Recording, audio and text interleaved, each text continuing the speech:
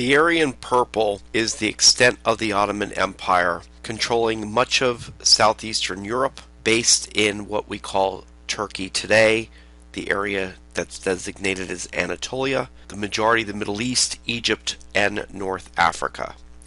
The Ottoman Empire started to decline when the Spanish and Portuguese started to take over the lucrative spice trade from the Arabs, and thus deprived the Ottoman Empire of much of its revenue. At 1683, the Ottomans were at the gates of Vienna, but the Europeans had already gone through the Renaissance, and the Viennese and Austrians were able to make better guns and pushed the Ottomans out.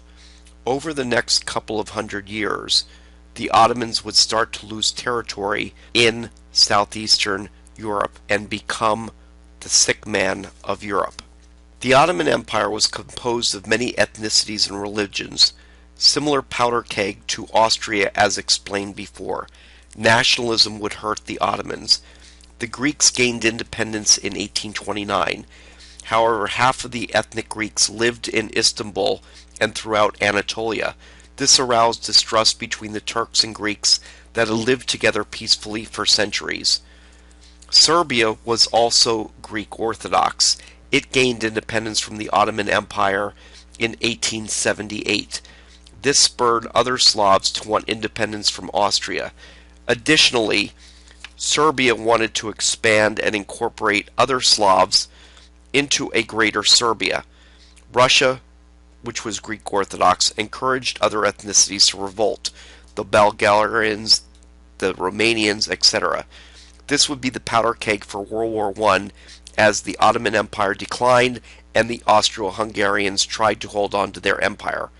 Some officials sought to create a parliament to represent the numerous ethnicities, but it was too little too late. Austria would annex Bosnia in 1908. It feared Serbia would annex it and then agitate other ethnicities in Austria to gain independence. Bulgaria becomes independent in 1908. In 1911, Italy seizes Tripolitania, Libya, and Mustafa Kemal Ataturk was in charge of the Ottoman forces there. In 1912, Bulgaria and Serbia attack Macedonia. Even Muslim Albania declares independence in 1913.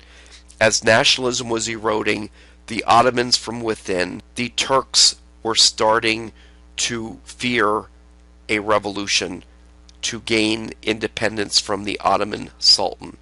Mustafa Kemal Ataturk is known for stopping the British invasion of Gallipoli. On April 25, 1915, he ordered his troops to go to the top of the high ground on the coast just minutes before the Australian and New Zealand forces could get to the heights. Trench warfare ensued and lasted until the Allies withdrew on January 9, 1916. Both sides had 56,000 killed and over 100,000 wounded. Winston Churchill was forced to resign as Lord of the Admiralty, and many thought his political career was over, and Ataturk became a national hero due to the victory of the Battle of Gallipoli. The British also had another strategy during World War I, one of divide and conquer. The British were forced to station 100,000 troops in Egypt to protect the Suez Canal. The British made connections with Husayn, a Sharif or descendant of Muhammad. Husayn was also the Emir or Prince of Mecca. He was from the Hashemite clan. Sir Henry McMahon, Britain's High Commissioner in Cairo, sent several letters to the Emir from 1915 to 1916.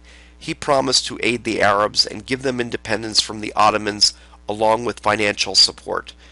The British wanted to exclude certain areas, Basra and mainly Lebanon, so Husayn refused. However, the Ottomans executed some nationalists in Syria and also failed to deal with the local famine. Husayn's son Faisal convinced his father to support the British.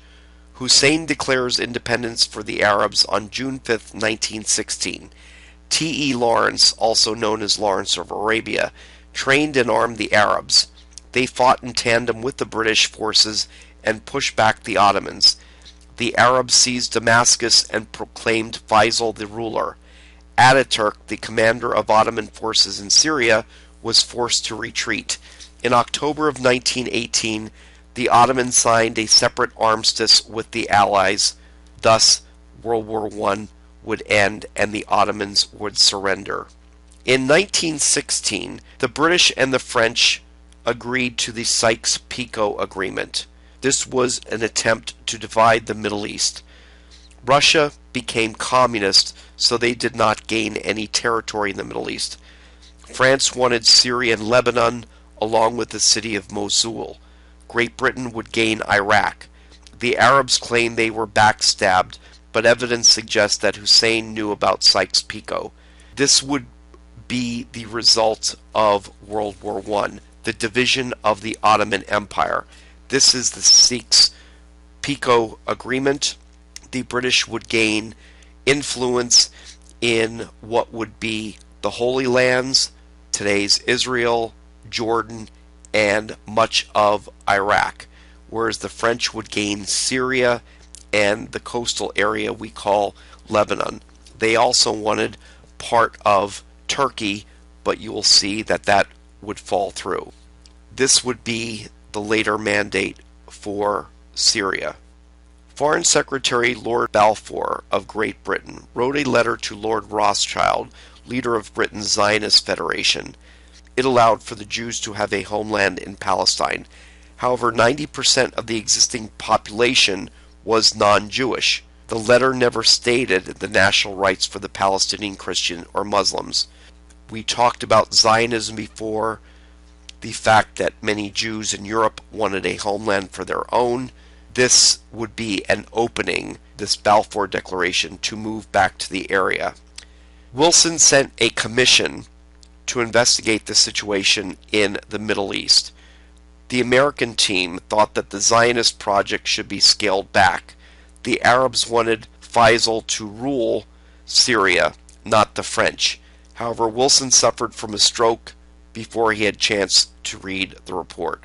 So this King Crane Commission was an attempt to block the Balfour Declaration, but it never made it. In 1920, the French give up claims to Palestine and Mosul. They only want a mandate, an informal colony to create democracy and their later independence for Lebanon and Syria. The French had already taken Damascus, forcing Faisal to go to the British Mandate of Iraq. The Ottomans were forced to accept that in the Treaty of Sèvres. Hussein ruled over the Hijaz, the area around Mecca, but upset the British by stating that he was the new caliph over all of the Arabs. Eastern Arabia was ruled by the House of Saud. They invaded the Hijaz and overthrew Hussein in 1924. Abdallah, Hussein's other son, was given the area east of the Jordan River, which had been part of the original Palestine. That is the current country of Jordan. So basically, the French and the British carved up much of the Middle East, gave fake borders that did not contrive to the ethnicities or the religions of the area, and put fake leaders on the thrones of these countries. They would rule autocratically at first, but it was an unstable, untenable position over the long term and lead to problems even that we have today in Iraq and Syria. These would be the new countries then of the Middle East after the Ottoman Empire is split. Notice Turkey, Syria, Iraq, Jordan, Palestine, Egypt, Saudi Arabia, and the other countries on the Persian Gulf.